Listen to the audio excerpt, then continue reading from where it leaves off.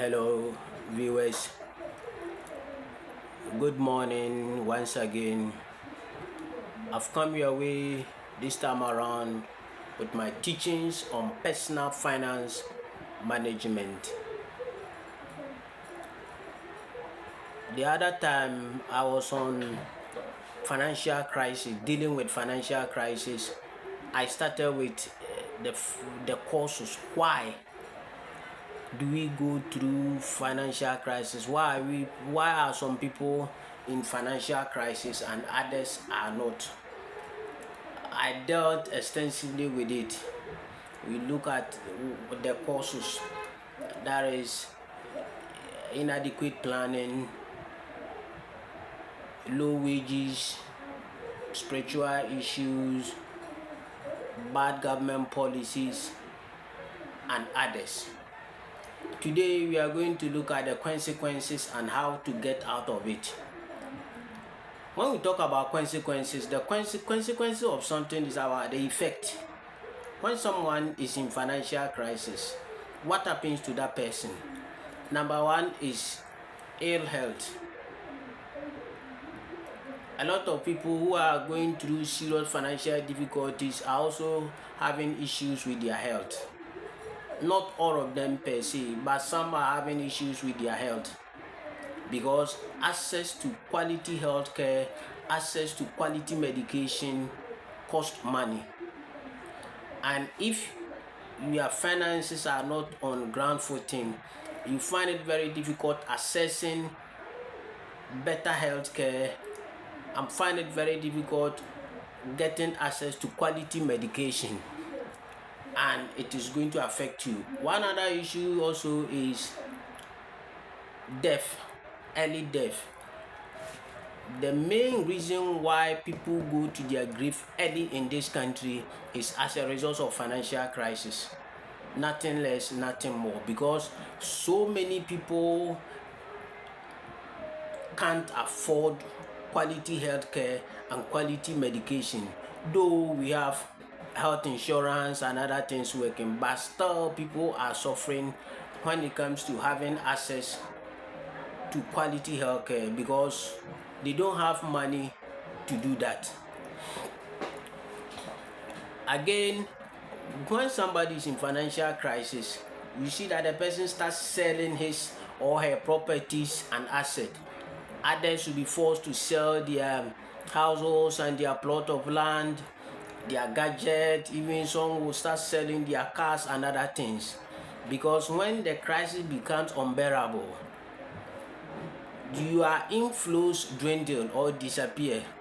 So in order to survive, you have to sell off anything that can be sold so that you can stay alive and re-strategize and organize yourself together.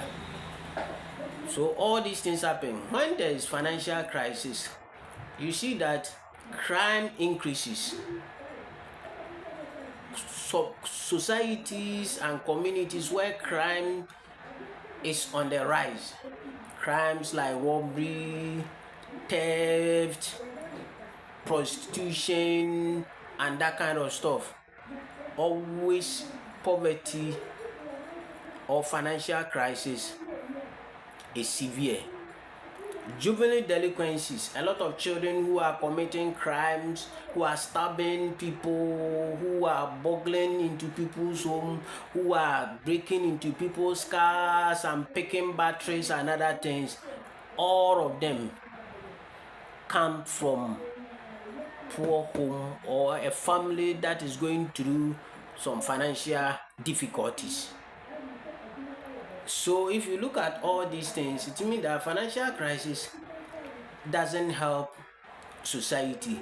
Also, when there's financial crisis in the economy, especially when a lot of people are going through stressful situations so far as their finances are concerned, the economic growth also slows down because people don't save and invest. And then if you are in economy and there's low savings and investment, then definitely you should know that the growth of the economy is going to slow down automatically. So after looking at all these things, what is the way forward? How do we get out of it? Because you can't accept your fate that, oh, as for me, I want you to also see a fan is an afamanyami. No, you have to do something about it and get out of that situation, because that's not your final destination. You have to move from where you are into the place where God destined for you even before you were born. How do we get out of this crisis? Number one, you come out of this financial crisis when you start thinking differently. Start thinking about how to make money legitimately.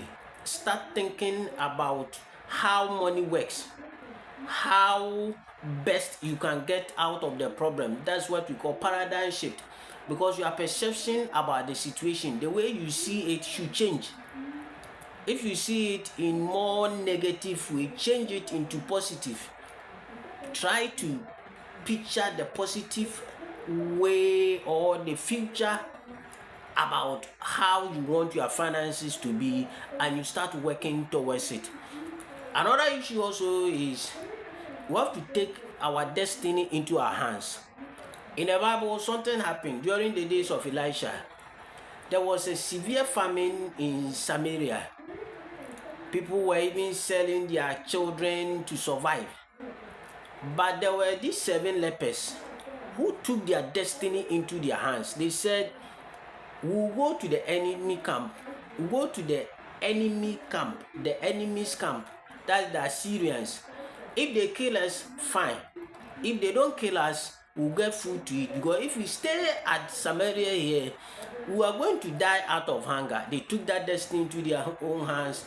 They moved and trust God that when they were going, even the sound of their footsteps tend to be different thing in the ears of the Assyrians, and they ran away. They left everything, and these lepers captured it, satisfied themselves, and also went home to bring their people to also come and enjoy some of the booties that they have gotten. So that's how life is supposed to be. Take your destiny into your own hands, face the situation squarely, re-strategize again, try to do things that you have never done before, ask questions, network with other people, research, talk to people, and you see that you begin to have the right picture about your finances, and you start working towards it, and surely there shall be a way out. Another issue about we have to do is get financial knowledge. We need to educate ourselves financially every day. Read more books, read more articles, listen to the expert, listening to people. We need to ask questions before you go into any business or you invest. Ask an expert.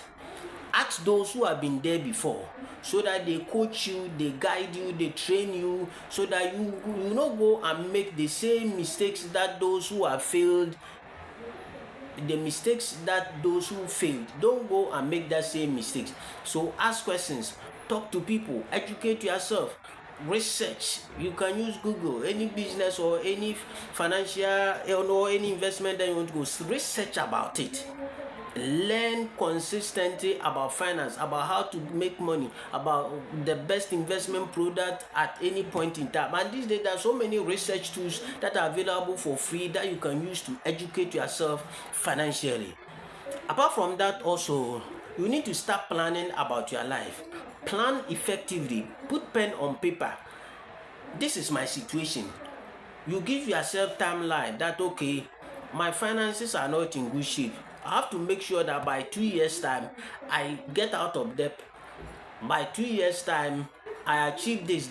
Then you break those plans down and you start working towards it to achieve the goal that you desire to achieve.